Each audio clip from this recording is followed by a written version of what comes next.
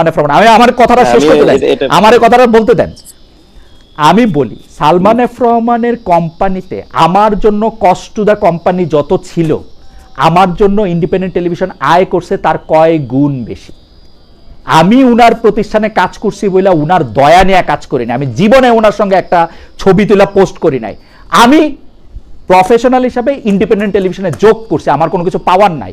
বাংলাদেশে আমি যখন এই কথা কইতেছি, আপনি খোঁজ নিয়ে দেখেন টপ 10টা টেলিভিশনের মধ্যে অন্তত 5টার অ্যাপয়েন্টমেন্ট লেটার এখন আমার পকেটে।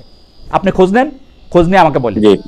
আমি ওই সময় বলেছিলাম যে আমি যদি আপনাকে এই কথাটা বলি আপনি রাগান্বিত হয়ে যাবেন না, তাহলে আমি বুঝাতে চাচ্ছিলাম না, আমি আপনাকে এর আগের বার আপনি কোন প্রসঙ্গে বলছিলেন সেটা আমি বলি। আমি আপনাকে বলছিলাম যে আপনার একজন সহযোদ্ধা এই কথা বলছেন যে আপনারা আসিফ নজরুলের ছাগল নিয়ে খায় ফেলছেন, এইটারে আপনি কিভাবে ব্যাখ্যা করেন? তখন আপনি বলছেন আপনিও তো বেক্সিম কোর পয়সাতে চলেন বা বেক্সের পয়সা খান।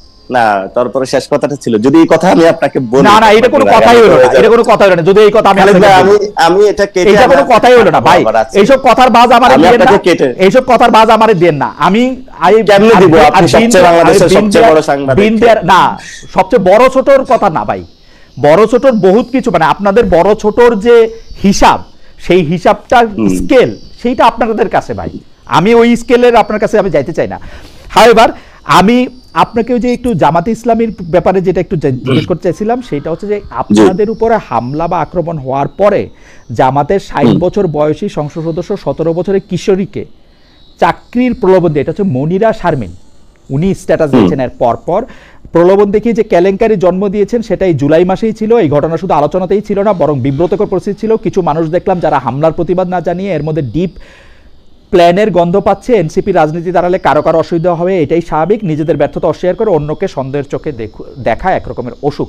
না জনাব পাটোয়ারি, আপনিও কিন্তু জামাতে ইসলামের, আমি দেখতেছিলাম অক্টোবরের শেষ সপ্তাহে আপনি জামাতে ইসলামীকে অনেক সমালোচনা করেছেন এবং আপনি বলেছেন যে জামাতে ইসলামের সাথে গিয়ে কারো কোনোদিন কোনো ভালো হয় নাই।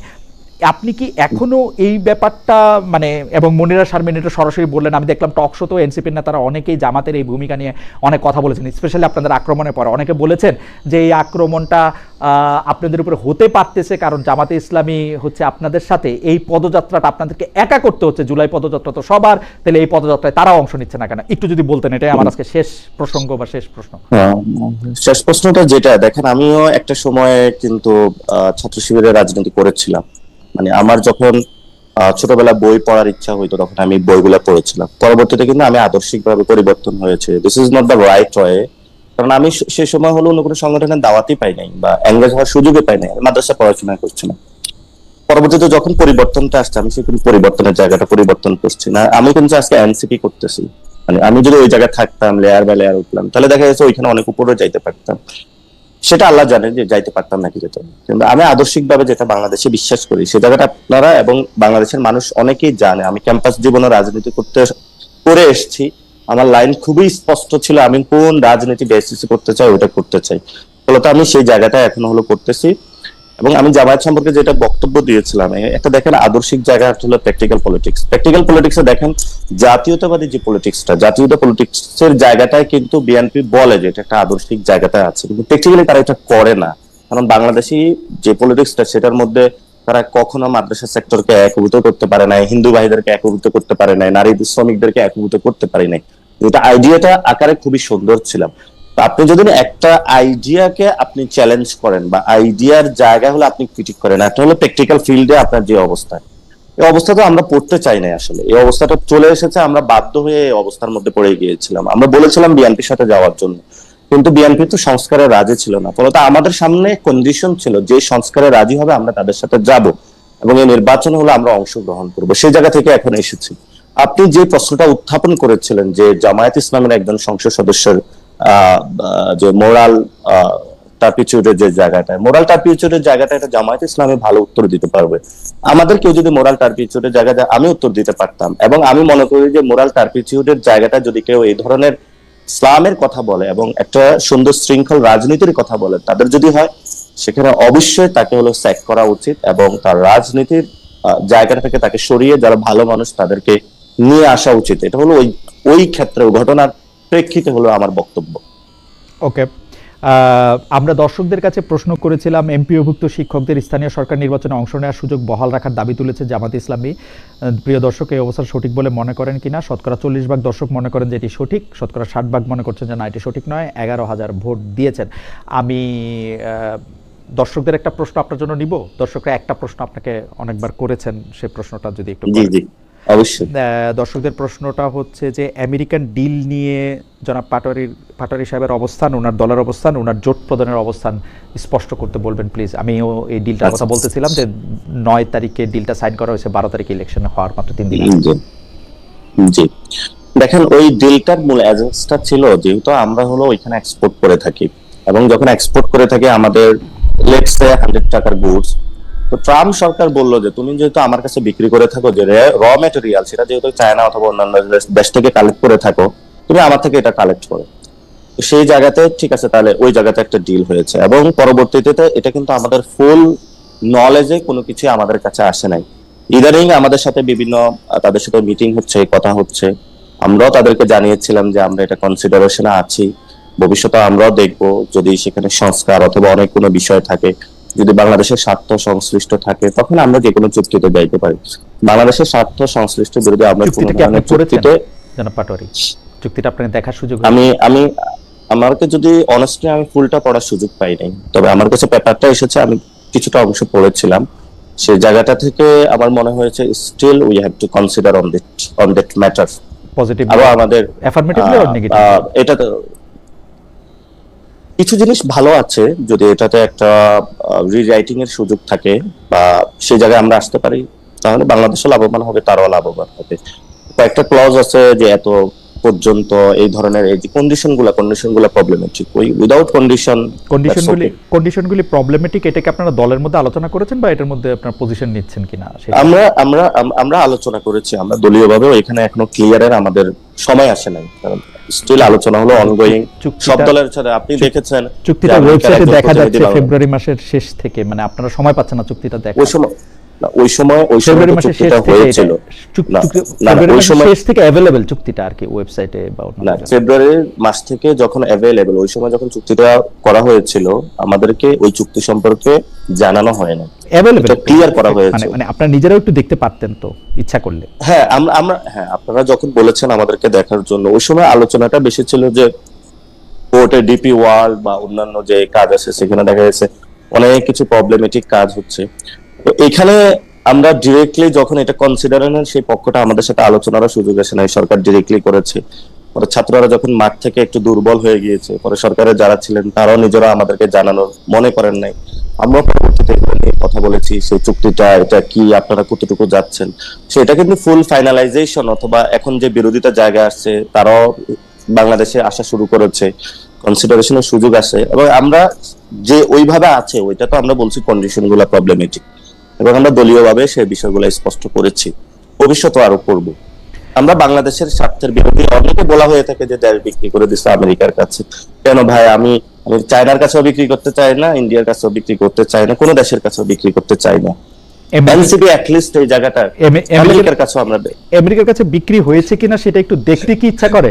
না, তাও না। আমেরিকার আমি তো বললাম আমি পড়েছি, সেখানে কন্ডিশনগুলো আমাদের পছন্দ হয় নাই, সেখানে যদি করেছে সেখানে তারেক রহমান জানে ভালো, কারণ ওনার ক্যাবিনেটে পররাষ্ট্র মিনিস্টার যিনি আছেন ডক্টর মোহাম্মদ ইউনূস সরকার করেছে, সেখানে ফরেন মিনিস্টার তো এখন হয়েছে, মানে আপনাদের সরকার করেছে, সেজন্য সেখানে আমি তো বলেছিলাম সেখানে ওয়াহিদ ভাই ছিল, আরো অনেকেই ছিল, ওই অফিসগুলো তো বিএনপির বেশি অ্যাক্সেস ছিল, তারপরে আপনার আসাদ ভাইয়ের অফিসে বিএনপির বেশি অ্যাক্সেস ছিল না, আপনার আসিফ নজরুল স্যারের বেশি,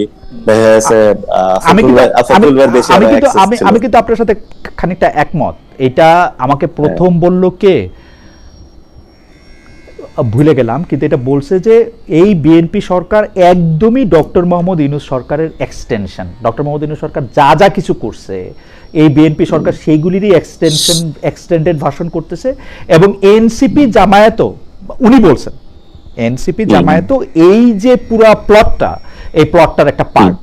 এটা এই আপনাদের কেউই বলছে যে, মানে আমি মনেও করতে পারবো আসলে একটু পরে আমাদের অনুষ্ঠানেই বলছি, যখন আমরা বলছেন যে রাজনৈতিক দল হিসাবে বিভিন্ন ইন্টারাকশনে যাই, কথা বলি, আমাদের কারণে দেখা গেছে এই যে এখন আপনার একজন প্রতিমন্ত্রী নুরুল হক নূর বক্তব্য দিয়েছেন এনসিপি হলো বাংলাদেশের রাজনীতিতে বিস্ফোরা, হয়তো এই জন্যই বলা হয়ে থাকে। আমরা অনেক বিষয় নিয়ে কনসার্ন তুলেছি বাংলাদেশের পক্ষের মানুষের। এটা আমরা যতদিন, এখন তো আমি এটা বলে প্রমাণ করতে পারবো না, যতটুকু অ্যাকশনেবল কাজে আমরা প্রমাণ করতে পারবো Right. তখন দেশবাসীর সামনে আরো স্পষ্ট হবে। আমরা বিস্ফোরা না, আমরা তাদের জন্য বিস্ফোরা, কিন্তু বাংলাদেশের মানুষের জন্য ভালো। ওই Okay. বিস্ফোরা গুলোকে আমরা একটু সাইজ করি। আমার আর কোনো প্রশ্ন নাই, আমি একটু শেষ করি। আচ্ছা, এতক্ষণ যা আপনাকে জাস্ট জি। আমাকে যদি 30 সেকেন্ড সময় দেওয়া যাবে। জি জি, অবশ্যই অবশ্যই, মানে আমি কথাটা বলে নিব। সেটা হলো মানে খালিদ ভাই, আপনি আমার পুরো যতটুকু আপনি আমার বক্তব্যগুলো অ্যানালাইসিস করেছেন, আমি শুরুতে বলেছিলাম টোনের প্রবলেম আছে, সেটা আমার কারেকশন করতে হবে। আপনার কি মনে হয়েছে আমি সারাদিন গালাগালি করি? আমার তো অনেকগুলো বক্তব্য আপনি অ্যানালাইসিস করেছেন। জনাব পাটোয়ারি, আমি অনেস্টলি বলি, দেখেন কোনটা গালাগালি কোনটা গালাগালি না এটা নির্ধারণ করে আসলে ক্ষমতা। আজকের যে বিএনপি আপনাকে গালাগালির কথা বলে বা আপনার দলের উপর আক্রমণ শানাচ্ছে, গত 17 বছর উনারা রাষ্ট্রীয় প্রধান থেকে শুরু করে সরকার প্রধান, তারপর হচ্ছে সংসদে এমন কোনো জায়গা নাই যে বিএনপিকে দুইটা কুৎসিত গালি না দেওয়া হইতো। বিএনপিকে দুইটা কুৎসিত গালি না দিয়ে মনে হয় জল স্পর্শ করার নিয়ম ছিল না বাংলাদেশে।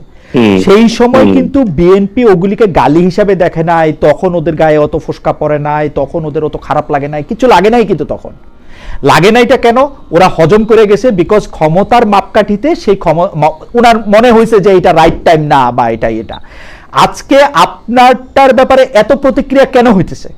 এত প্রতিক্রিয়া হইতেছে কারণ ক্ষমতার মাপকাঠিতে উনারা মনে করতেছেন এই গালির আমার জবাব, মানে গালি আমি কোট আনকোটের মধ্যে দিলাম, যেমন আমার কাছে কোনো কিছুই গালি না ভাই, আমাকে যাই বলেন বলতে পারেন, আমাকে বলেন তো আপনাদের লোকেরাই যে আমাকে কত কিছু বলতেছে, আপনার সমর্থকরাই আমাকে অনেক কিছু বলতেছে, আমি এগুলি আই ক্যান টেক ইট। আমি আবার পাবলিক ফিগারও না, মানে আমার কোনো তো সেই অর্থে গুরুত্বও নাই। তো আপনারা পাবলিক ফিগার, পলিটিক্যাল লিডার, গালি কোনটা কোনটা না সেটা আসলে ক্ষমতার মাপকাঠিতে বিবেচনা করা হয়, বুঝছেন? আপনারা এখন তো আমি খুব বিপদে আছি ভাই, আপনারা এমন একটা পর্যায়ে চলে এসেছি। আমি আসলে খালেদ মহিউদ্দিনের টক শোতে দাওয়াত করা হয়েছিল নাসিরউদ্দিন পাটোয়ারিকে।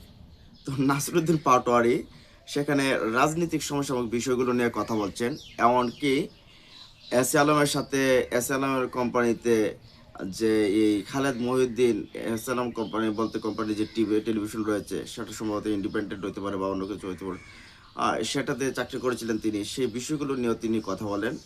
এক পর্যায়ে কিন্তু রাগী হয়ে যান এই খালেদ মহিউদ্দিন।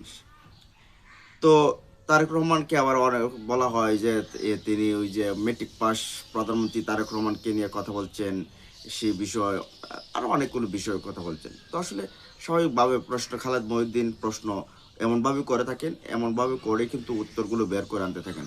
তো আপনারা দেখছেন যে এই টকশোটার আমি অংশ বিশেষ আপনাদেরকে দেখিয়েছি। তো এই বিষয়টা নিয়ে আপনাদের মতামত কি জানিয়ে দেন কমেন্ট বক্সে। ভালো থাকুন, সুস্থ থাকুন, আর আমাদের ভিডিওতে একটা লাইক করে চ্যানেলটা সাবস্ক্রাইব করে সাথে থাকুন। আল্লাহ হাফেজ।